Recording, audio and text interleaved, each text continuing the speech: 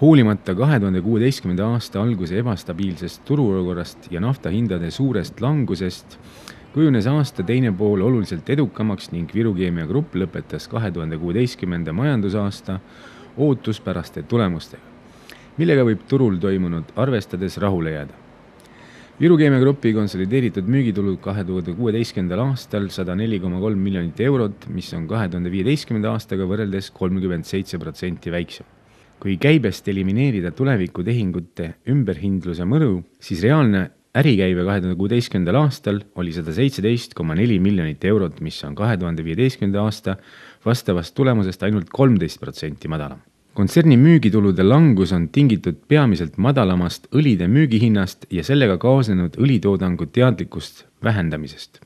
Väiksema põlevkiviõlide käibe tõttu langes ka ekspordi osakaal kogu käibest 2016. aastal 56%-ni, aastal 2015 64%. 2016. aasta konsolideeritud puhaskasum oli miinus 15,2 miljonit eurot, mis on 17 miljoni euro ehk 53% võrra parem tulemus kui aasta varem.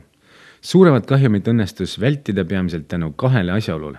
Esiteks kiire reageering ja õiged otsused nii tootmisvõimsuste allakoormamisel aasta esimeses pooles kui ka uuesti üleskoormamisel aasta teises pooles. Teiseks tugevaks toetajaks olid varasemalt sõlmitud tulevikutehingud. Sarnaselt eelmise aastaga aktsionäridele aruandlusperioodi eest dividenditulu ei makstud. Kui me räägime tootmisnäitajatest, siis kõige suuremat mõju on avaldanud jällegi Kiviter vabrikud, mis oli poole aasta konserveeritud kaevandamise maht.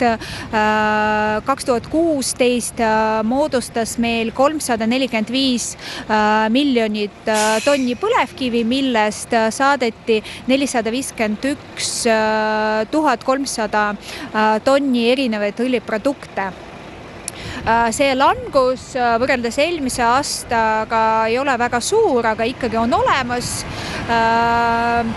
Kui me räägime teistest toodangutest, siis põlevkivi ümbertöötlemise gaasidest tooditi eelmisel aastal 468 gigavatt-tundi soojusenergiat ja 352 gigavatt-tundi elektrienergiat. Selle näitajaga me oleme suuruselt teine elektritootja Eestis.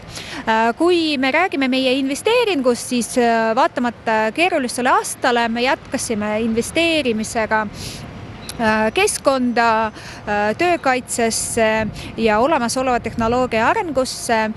Kõige suuremad summad oli suunatud just keskkonnakaitseprojektidesse ja ennekõike välisõhuprojektidesse. Teisel kvartalil käivitasime VKG Energias 3. väävlipüüdurit, mis puhastab suitsugaasid väävlist ja avaldab positiivset mõju välisõhule. Selle projekti investeering moodustas 18,6 miljonit eurot. Kui rääkida plaanidest, et ehk mis sellel aastal ellu viia kavatsus on, siis on Irina Bojenko sõnul jätkatakse panustamist Petroter-tehnoloogia tõhustamisesse ning tööaja pikendamisse, millega soovitakse vähendada remondiseisaku aega. Juhtkond usub, et see võib tuua ja tõsta tootlikkust 20% võrra.